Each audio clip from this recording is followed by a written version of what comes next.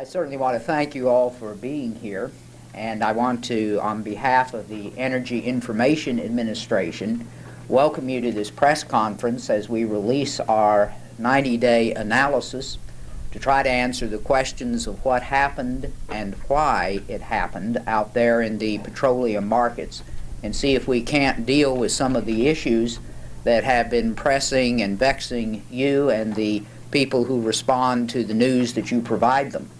Assisting me today will be three members of my staff who will be available to help answer the questions following our review of our 90-day report. We have Cal Kilgore here. Cal, if you'll stand up for just a moment. Next to him is John Cook, and then next to him is John Rasmussen, who the three of them participated also in the preparation of this report and will answer questions out of their particular areas of expertise. What I would like to do with you is to just walk you through the major conclusions of the report and how we got to those conclusions. And then after we have done that briefly, we'll throw it open for any questions that you may happen to have. Again, we're very, very pleased to have you all here and to welcome you to this EIA press conference. Let me stress with you that EIA is an independent agency within the Department of Energy, and we are as responsible to the legislative branch as we are to the executive branch, and our responsibility under the law is to provide analysis of the data and to collect the data. We are not in the process of making policy, and so we will not be commenting today on any of the policy options that may either be advanced by members of the administration or by members of Congress. We will deal solely with the analysis and the data that is in this report. Okay, let's go through then, if you want to open your press briefing package to the 10 most frequently asked questions, and we will walk you through these and give you a bit more of an explanation than just what the short answer is in the package. The first question was, at the time of the invasion, how dependent was the U.S. on imported oil and how much of that came from Iraq and Kuwait? Well, the United States, by the time of the invasion, was importing on net about 46% of all the crude oil and products that we consumed, and about 5% was coming from Iraq and Kuwait. Now, the world percentage was a bit higher than that.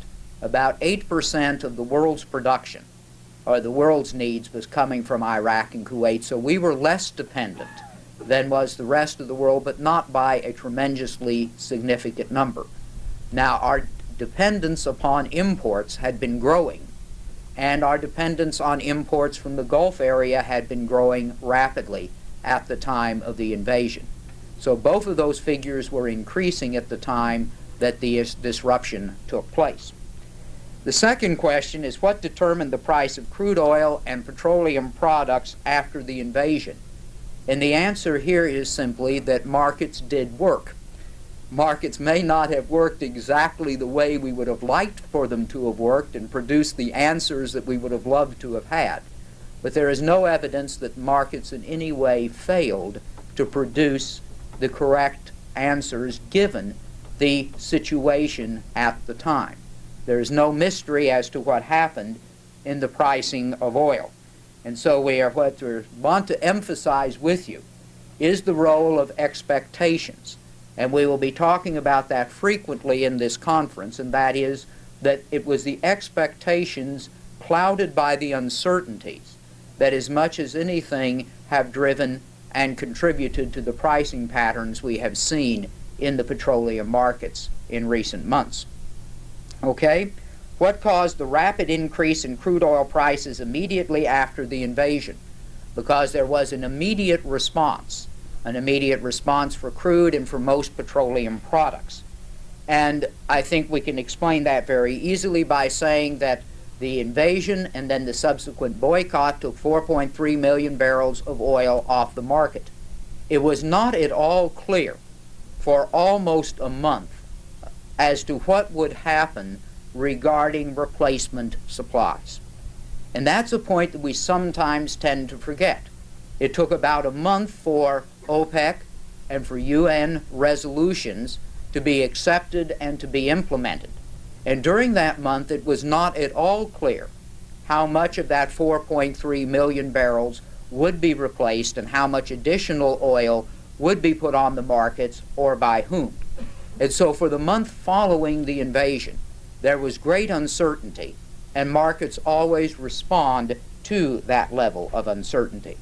There was also the uncertainty until the first wave of American troops were present as to whether or not the war might spread or the invasion might spread into Saudi Arabia, which of course is the largest producer in that region. And had that been the case, then there certainly would have been even a more significant deprivation in world markets. So given that uncertainty, the first month's reactions are not at all to be unexpected. Fourth question, and the one which we are asked as frequently as any, is why did oil prices remain high after the replacement crude began to reach the market? And Chuck, if you would put up there the standpipe chart, I think that this will graphically illustrate to you the situation as we now see it at EIA. As you can see, the greatest shortfall actually took place during the early part of the invasion because of the fact that oil that was already contracted for was allowed to come into the United States in world markets and to unload. The real impact wasn't felt until a little bit later. But as those standpipes show, by now we have eliminated the 4.3 million barrel shortfall that has been eliminated basically by increased output from the Gulf area primarily, and then primarily from Saudi Arabia. So our projections are that we no longer have a shortfall on world markets, and indeed we are looking for a situation where we'll be close to 1 million barrels above the pre-invasion level due to the activities of those nations which are producing replacement oil, again principally Saudi Arabia. Well, why then, to get back to the question, did the prices remain high even after this replacement oil began to come onto the market? Well, again, this can be explained by the role of uncertainty.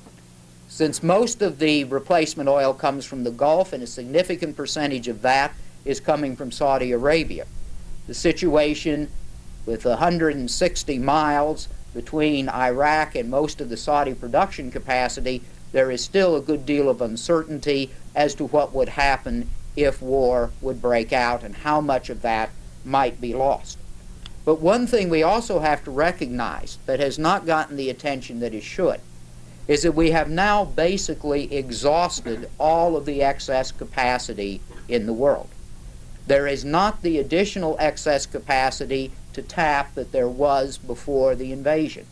And the markets are perceiving, and I think correctly, that there is not that cushion now available that was available before the actual invasion and the disruption took place. We also had to have some increase in price to suppress demand. Demand had been growing basically because oil prices and product prices had been low. They'd been growing during the summer, and we do have to have somewhat higher prices if demand is to be suppressed to bring supply and demand into balance. And I think as the uncertainties are diminishing, I think you're beginning to see the appropriate market response in the form of falling prices for the products these days. Okay, the fifth question, was the increase in the retail price of gasoline more or less than the increase in the crude oil prices would have justified? And Chuck, if you will put the figure that we have up there, I think that this figure explains to you what the situation is. I don't know if you can follow it, but if you can, let me get over here. I don't want to get too far from the microphones. Can you still pick me up? No, I have to stay behind the microphones. Okay, if you will notice the line that represents, and Cal, will you get up here and point out the appropriate lines to everybody? The first line is the one that shows the path of the actual crude oil, and we're talking here about the cents change per gallon. The next line that we have is the spot price, and this is the spot price. And then, as you notice, the spot price rose above the crude oil equivalent. but then dropped below it as the disruption continued. But as you notice, the retail price of gasoline, the pump price of gasoline, actually stayed below both the crude oil equivalent and the spot price throughout most of the period, just barely catching up, and only for a very short time, about 1 week there, did it exceed it, and the two were about in parity at the end of the period. So the answer to the question is that basically there was restraint in retail pricing of gasoline, particularly during the first part of the period, and that only now are gasoline prices beginning to catch up with the crude oil equivalent of those prices that would determine those prices. The sixth question is, how has invasion affected the prices of heating oil and jet fuel? We'll look at both of those, and again I'll refer you to the tables, which you should have. Figure 3.6 does the same thing, taking the cents changes, and as you can see for heating oil prices almost directly correlated with the changes that took place in crude oil prices. So there was no situation here of where the prices were higher or lower than what the crude oil changes would have justified. But if you take a look at Carajet, which is figure 3.8, you will see a somewhat different story, because the cents increases in Carajet are higher than the underlying cents increases that are taking place in crude oil. This is due to several explainable factors. The first of these is one of the largest refineries that produces Carajet, the one in Kuwait, in fact there's actually more than one refinery there, was of course taken off the market. In addition to that, the Saudis have a great deal of capacity to produce Carajet, but that is all currently going to Operation Desert Shield. So major sources, particularly for Far Eastern Carajet supply, jet fuel supply, were removed from the market and were effectively not available. This has disrupted the normal replacement patterns that existed in the world, and also there's been an increase in demand for kerosene-type products to be used as heating fuels, particularly in Japan, where it is a primary heating fuel.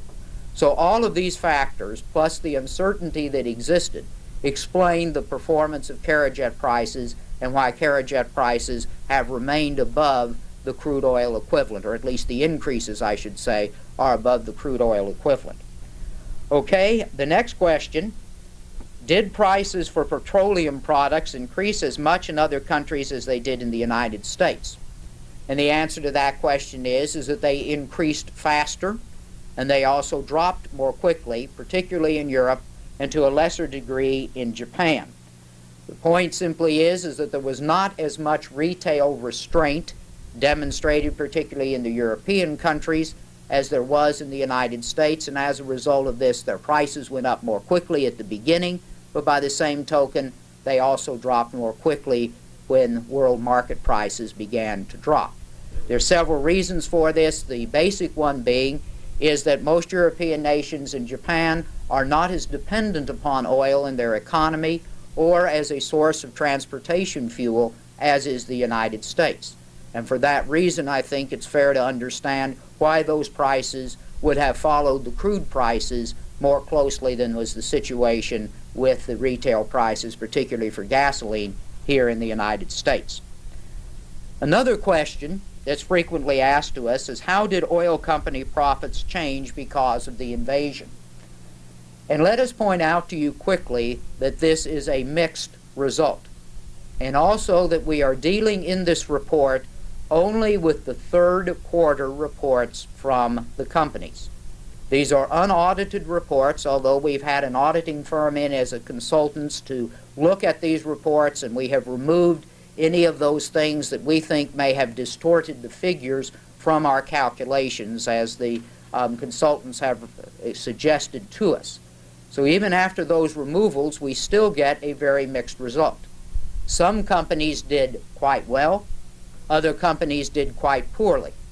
What made the difference was whether or not you were highly dependent upon having to purchase the crude that you were refining or the products that you were marketing. The companies that had basically their own supplies locked in, either in inventory or in production, and who were not heavily engaged in retail selling where there was restraint, those companies' profits look pretty good. For those companies who had to go out in the market where prices were rising to either buy crude oil on the spot market or to buy product on the spot market, and also those that were retailing, particularly gasoline, where the prices were being restrained, those companies did not do well at all.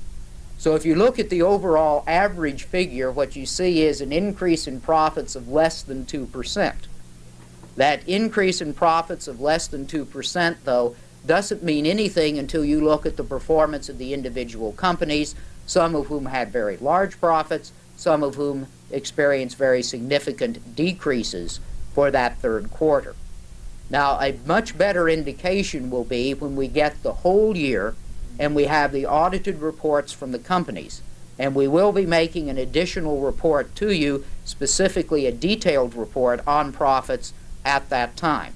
So the data we used were the third quarter. We did get these mixed results. What caused the results to be mixed is basically the individual characteristics of the company. Again, to repeat, those that had large supplies available to them, that were producing most of their own oil, those that were not engaged in retailing were the companies that did the best. Those that were heavy retailers, those that had to buy a lot of their own crude or a lot of their own product, were the companies that did the worst. Okay, question 9. Who benefited from the increase in crude oil prices during the invasion? Maybe, wait, before I get off on number 8, you might just show the one chart on margins, if you've got it there, Chuck. Missed it on my notes. This is the chart that shows the margins of the oil companies over this last several years, going back to 1985. As you can see, the margins of the companies actually took a nosedive. The margin is the difference between the spot price of gasoline, for example, and the underlying crude prices. That actually, right at the end of the chart, you see that the margins went down rather than going up during the period of the invasion. And I should indicate to you that statistic is only through the month of September, I think. Is that correct? Through September.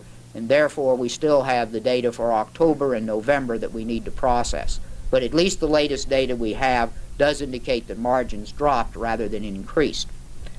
Okay, who benefited from the increase in crude oil prices following the invasion? The people who benefited, who received the economic gain, to use the economist's term, were basically the people who produced oil. If you want to find out who made the money was made by the people who were actually producing oil, and those who had oil in inventory that they could sell. Well, the question then is, who are those people? The people who made the money. Well, the people who made the money were basically foreign interests. And Chuck, if you'll show chart 4.3 there. As you can see, world oil production, 80% of it is controlled by foreign interests, and the majority of that 80% is controlled by foreign governments. So who benefited? It was foreign interests, principally foreign governments, from the run-up in the price of oil that resulted from the disruption. The last question, and one in which there has been considerable interest, were speculators in future markets responsible for the increase in oil prices? And our answer to this question is simply this. The data that we have, and we work very closely with the CFTC in terms of watching the market as they do. The people who were trading in the market, by and large, are what we call the commercial traders. These are people who actually use the oil or the product in which they were buying futures or selling futures. And what they were attempting to do in the futures market was to fix a price and to guarantee a quantity by buying or selling futures contracts. That way they were able to stabilize the prices that they would be charging to their customers. There is no evidence at all from the statistics that we have right now of any increase in speculative activity in the futures market. By far the largest participants in that market were people like refiners, marketeers, people who were using the product, such as petrochemical companies and airlines who were trying to lock in prices and who were trying to guarantee supplies using the future market to do it.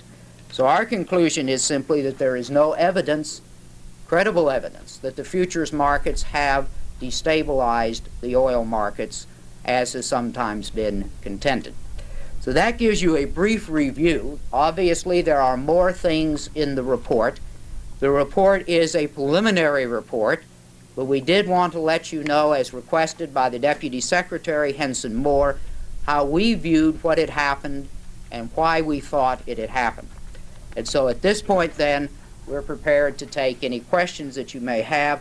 And I must admit that I'm going to have some help from Phil because the lights have got me so I can hardly see the hands. So we'll just start over here and then work this way. I've had this explained several times, but I always get confused. The gasoline that was at the gas stations for the month or so after the invasion, which had already been bought, refined, the prices on that went up significantly per gallon. What was the justification for that, and how could there not have been some pretty good profit increase on that gasoline? Well, as we indicated, anyone that held any petroleum or petroleum products at the time that the price increase took place, anyone who held inventories probably did experience profit. By the same token, anyone who had to go out and buy at those higher prices to replenish the inventory that they had lost would have gone in the other direction. If I may follow up, you talked a good deal about price restraint here today, but certainly in that case there wasn't much restraint at all, was there? I think that the chart, if you want to get back to the chart that we had on the, I forget which number it is. Do you have the one there? Okay. If you'll take a look actually at the chart, you will see that at the retail level, there was considerable restraint during the early part of the invasion period. Just let me show that to you, and then I'll come back to the mic. This is your dashed line down here is your retail line. This is your crude line. This is your wholesale or your spot line.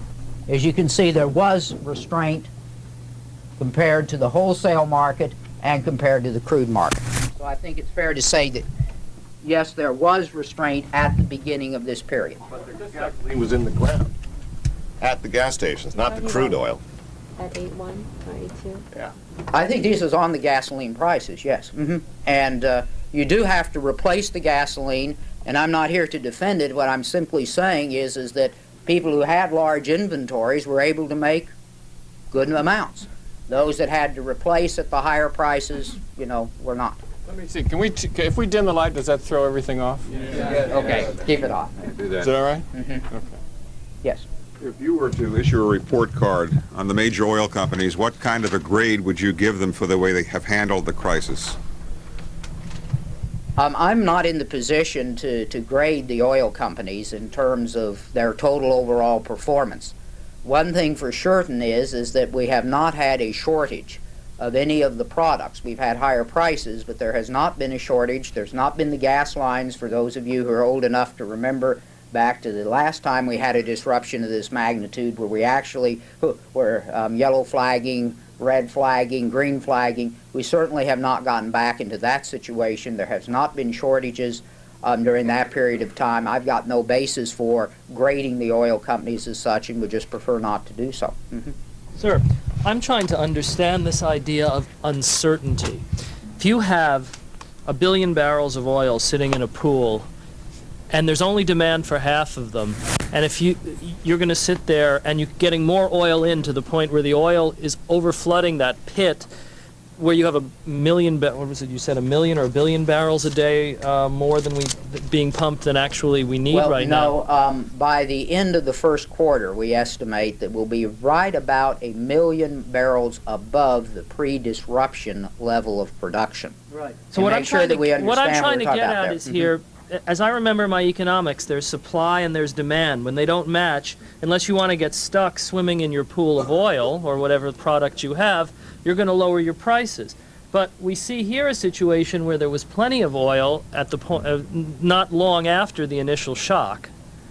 And the fact was, this kind of nebulous psychological factor you talk about uncertainty, as if somebody is going to say, poof, uncertainty in the oil is now worth more money and somehow the prices stay high even though nobody wants to buy it. Can you explain that? Yes, I think I can. Since about last semester, if I remember correctly, I was an economics professor teaching supply and demand. One of the major factors in the determination of both supply and demand is expectations. Depending on whether you use McConnell or Samuelson or one of the other books, it's either listed second or third. And expectations, I think, are where you see the uncertainty in the market. Nobody knew for sure at the beginning of this crisis what the outcome was going to be. Were we going to get the OPEC nations to back off the quotas that they had agreed to just a month before? Or were the OPEC nations going to say, we're not going to increase, we're going to band together? Were we going to be able to ensure that the invasion would not spread from Kuwait into Saudi Arabia and in effect giving the control to the Iraqis of the vast majority of the oil that would come out of the Gulf area? Those expectations are always a determinant of demand. And people were reacting in a very rational manner to say, faced with uncertainty, we're going to try to get as much as we can because we don't know in the future whether or not we're going to be able to replace that which we're using or refining today. Can I follow up? Because yeah, real quickly. Really quickly, because when you say that they decide to get what they can, but a seller always tries to get as much as he can unless he's a charity. The fact is that if people were not buying it, where was this oil going? Were people stockpiling it more? No, people were buying it. That's the point, is that this took place at the height of the driving season in August. We had gasoline stocks that were extremely low in August. The refineries were running flat out to take crude and convert it into gasoline. The levels of operating capacity were up there in the 96, 98% range. So there was clearly enough demand to sustain the prices. If there hadn't been demand, if there wasn't demand today, then prices would clearly fall. So you have to look at just the demand side of the equation, and the demand was there, and it wasn't until the end of the driving season in September that we began to see any drop-off in the demand for gasoline. Yes? Dr. Kent, since you admit that the figures you've gotten in are unaudited, how can you be confident that the major oil companies haven't underreported or grossly underreported their numbers? I think that we can be fairly confident of that fact simply because on their quarterly statements that they send out, they can't just lie to you on those statements. What we're saying is that there's unaudited in the sense that they have not been subjected to the same rigorous type of auditing by external auditors that takes place at the end of the year. The point is, if they're putting out bad information, that's going to become very obvious to the investing community, to the regulators, and to everyone when the final auditing is done. But there are some things in your third quarter unaudited reports that you can do that you cannot do at your final audit. So we don't think that just because they are unaudited, no company does reports on an audited basis. I shouldn't say no company. I'm not aware of any company that audits their quarterly figures. They only audit their figures at the end of the year because the whole year tells the story, and it's a much better story, and that is one of the limitations. Let me follow up very quickly yes. then. On page 4-2, the figures show a dramatic difference between the percentage change between the oil and gas producers and the refiner marketers. But we all know that the majors are involved to some degree in oil and gas producing and refining and marketing also. That is correct. How can there be such a dramatic difference between those three categories? Well, some of the companies, of the majors, are highly dependent on having to purchase from others, either the crude oil that they refine or the products that they sell. I think there's only one company that is entirely self-sufficient in terms of the fact that they do not have to go to a market and buy any gasoline or any crude oil to sell at the retail level. So I think it's Arco, if I'm correct about that, isn't that? right? It's a California company. That ARCO is the only one that's, and then to varying degrees, all of the other companies have to go out and buy on the market and pay the same prices that everybody else did. And I think if you get into the body of the study, you'll find the specific statistics are there that the companies that did the best with their third quarter are the companies that were least dependent on outside sources for their oil and petroleum products. Do you have the companies listed? We do not list the companies. We did not make it a practice to do that. They've been well documented in the press as to which ones were which. Sir? Yeah. So you were talking about the retail price restraint that you're noting. Well, you also said that the retail prices are just beginning to come up to the increases that we saw in the crude prices. What is the outlook then? Are the retail prices going to keep coming up to catch up to what happened to crude? I think that it's fair to say, if you look back into history, that the retail prices lagged behind the crude oil prices. And also that is true on the upside as well as on the downside, and you're already beginning to see, you have for a week or two, declines in wholesale gas prices, and now you're beginning to see some declines in the pump price of gasoline as well. I think AAA had their survey out this morning. Sir? Yes. Ma'am. You said that there was no evidence of industry-wide profiteering during this period. Is that That's supposed correct. to suggest that there were spot examples here and there, a few companies doing it? We cannot rule out that there have been individual instances of profiteering. We cannot rule out that there have been individual markets in which there may have been some of this sort of activity. What we are saying is that there's no statistical evidence to indicate that there has been industry-wide profiteering taking place. That does not preclude the fact that there may have been isolated examples in individual markets where that may have happened. Yes. What about turning to refined product supplies? We've now got crude oil pumping out, but we're losing a couple of refineries in the Middle East with the ability to turn out gasoline and value-added high light product. Yeah. Where are prices going to go and where are supplies going to go in the fourth quarter and first quarter next year? Well, I think I'll ask Cal Kilgore to answer that because we have just come out with our short-term energy outlook for the next quarter. And so, Cal, if you'll come over here and just basically deal with that question. So can you tell us what your job title is with the... Cal should have his name on the front of your sheet there. He directs our Office of Energy Markets and End Use. Right, Director of the Office of Energy Markets and End Use. We have just within the past, we have just within the past week also come out with our short-term energy outlook, which of course is available to you. It looks at three different price trajectories into the future, where the price of crude oil is at $25 a barrel for through 1991, $30 a barrel, and $35 a barrel. We have looked at what would happen in terms of the supply and demand for oil, both domestically and worldwide, under those alternative price scenarios. As you know, prices at the present time are somewhat, or at least as of last night, are somewhat less than $30 a barrel. So at the present time, anyway, we are about in the middle of the price range that we are looking at this point in time. You want to talk about Where are what we going to be next quarter? you want to talk about what our price projections are on products? Prices go up or down? We have refrained from making a specific projection because of the uncertainties that are involved. But I think what can be said is that in terms of the supply-demand situation, the more credible price level that could be sustained over the next 18 months is towards the lower end of the price range that we're looking at, or in other words, something on the order of about $25 per barrel.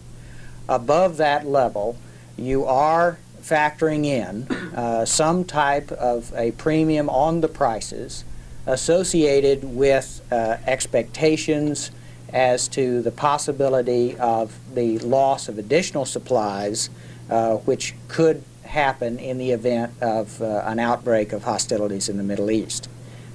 So what we're doing, in the absence of any knowledge as to what that would be, is simply looking at two other price cases above $25 a barrel that would show what would happen to the supply-demand situation worldwide in the event of prices being $5 or $10 a barrel higher. Dr. Kent? I'd like you to speak to the couple of million commuters who are going to be going home for Thanksgiving today, listening to you on the radio, and extremely agitated that they've just paid $1.50 to $1.75 a gallon for gasoline. If I heard you correctly, and I want to make sure I did, you've told people that there was plenty of oil at the time Iraq invaded Kuwait, but we had to be sure, so we sent troops in to nix the uncertainty. They protected the oil in Saudi Arabia and Saudi Arabia itself, and that in the meantime, what would have been a shortfall of oil has been made up by other Middle Eastern countries and other countries who supply us oil. What these people want to know is, since there's plenty of oil and the oil companies are getting what they need to refine, why can't the price of gasoline come back down? First of all, would not say that there is plenty of oil. What I would say, and I think the statistics bear us out on this, is that we have by and large replaced the oil that was taken off of the markets because of the disruption.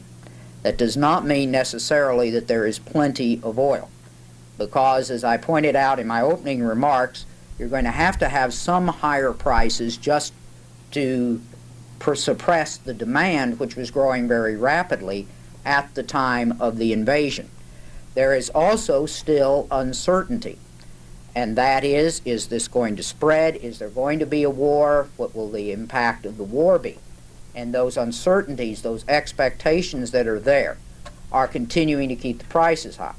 And also another point to make is that we are now running pretty much full speed without a spare tire, if I can use a bad analogy, because we do not have any excess capacity left in the world. We would not be able to go out and replace anything that would be lost if we would have a major disruption, such as a war or a major refinery that would go down or something like that.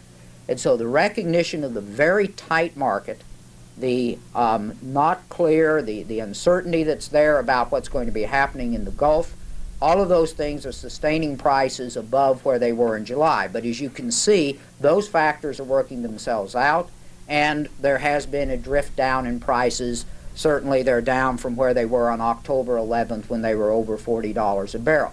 And we're beginning to see that the pump prices of gasoline have started also to make some very small declines, as would be expected, when both the price of crude and the wholesale price of gasoline have gone down, as they have in recent days. Yes, sir. You've said that you normally don't name specific oil companies That's in terms correct. of their profits, but you've also said that your 2% profit margin is really meaningless unless you look at the individual companies. Can you just give us some sense of which companies came out as winners and a couple that came out as losers in this? Maybe what I might want to do is ask John Rasmussen if he wants to come up here and just make a couple of comments on the type of companies and indicate which ones turned out to be the big gainers and the big losers. Remember the characteristics, while John's coming up here, that I gave you, and that is the companies that did the best in the third quarter were those that were least dependent upon outside oil and that were less involved in the retail level of the selling of gasoline. So with that, John, you just want to talk some? Yeah, keeping in mind those characteristics, and by naming a couple of companies typical of those, I'm not singling them out. I'm just saying that if you go to their quarterly press releases and read through them, they would pretty well bear out what's been said so far. I would say on the side where there was considerable profit improvement, ARCO, who's a large California company, supplies a lot of their own refining needs through their Alaskan production, did pretty well. It typified the case where they didn't have to go out in the market and buy at the rising prices. Posted prices at the wellhead rose at a slower rate than did the open market prices. On the downside, I'd have to say Mobil reported actual losses in their U.S. refining marketing operations. That was pretty untypical to actually report losses. They purchase a large amount of their refinery needs in the U.S. For crude oil, and they also have high exposure in the retail marketing area. Okay. Can I follow up one thing? ARCO made a big deal about the fact that it was exercising restraint, took out full-page ads saying, you know, we're following the president's call for restraint and that sort of thing. Are you saying that perhaps that wasn't very accurate, that they didn't exercise as much restraint as perhaps they should have? No, I think it was a matter of one factor outweighing another on balance, namely that their ability to supply themselves through their own production benefited them more than the retail price restraint that they showed. It's one factor outweighing another. Can you give us some idea of the range that we're talking about here in terms of percentage profit increase and what the loss or decline, profit decline? Yeah, let me put it this way. Among the majors, there were 11 majors that separately disclosed their U.S. refining marketing financial results for the third quarter of 1990. 5 of those showed an increase in their U.S. refining marketing profits. That increase, it's in the book there, but it was over 50% as a group, or close to 50%. The 6 of the companies showed a reduction in U.S. refining marketing profits among the majors, and that decrease was on the order of something close to 80%, as I recall. So I think that gives you some feel. That's considerable diversity. Dr. Cameron, was the restraint that you're talking about being a good corporate citizen, or was it in response to the warnings by the president, or were there market forces that dictated that? And secondly, is there a legal distinction between showing a profit and profiteering? It is difficult to come up with a definition of what profiteering is. The definition, of course, that we were using were the retail prices vastly in excess of what the underlying crude price changes would have justified. And if you use that definition of profiteering, then there is no industry-wide pattern of profiteering. By the same token, there may have been individual instances in individual markets where some of that sort of thing took place. Again, you have to look at a fully integrated oil company at its total operation, because many of these oil companies are also into petrochemicals. Petrochemicals are experiencing, because of the slowing economy, and even before the economy began to slow down, we're experiencing conditions of very soft demand. So you had to buy your petrol feedstocks at very high prices. At the same time, you could not raise your prices on your petrochemicals to cover those increases in prices, and so many of the major oil companies lost on their chemical operations for that reason. So if you take a look at their total operations, you sometimes get a different picture than just what we was presented to you, where we looked at just their refining and marketing operations to give you the figures that John just reported. Yes? A couple of questions. First, thank you for this report. This is very, and your candid comments. I think this is very interesting. Who asked you to do this, and did any of the findings you came up with surprise you? We were asked to do it specifically by Henson Moore, the Deputy Secretary, who said that he felt that we needed to get out as much information as we could as to what had happened and why it happened, to see if we could at least shed some light on the debate that was taking place and to give at least a preliminary assessment. We also, in the 7 testimonies that I have given before various congressional House and Senate committees, have been repeatedly asked to come out with a report that would discuss things such as price patterns, profits, and futures markets. And so it was because of those congressional requests, and specifically because of the request from the Deputy Secretary, that we produced this report. Let me stress to you that we will have, at the appropriate time, more detailed reports that will go into all of these topics that we have raised, and particularly we'll be looking much more closely at the profit situation as it existed when we have the final year-end reports on all of the oil companies. Those are their audited reports. Yes. Surprises? Any surprises? Wait a minute, let me answer that. I think you know that there weren't any surprises to those of us in EIA. Some of the conclusions that may have been surprising to other people was to note the fact that there was restraint at the retail level, that not all of the oil companies went out and made huge profits because of this, I think another surprising thing to most of the people I have talked about is who the beneficiaries are, and that is, once again, to point out that the people who benefited are basically the foreign interests, and then that interprets as to foreign governments, since most of the foreign interests are governmentally owned.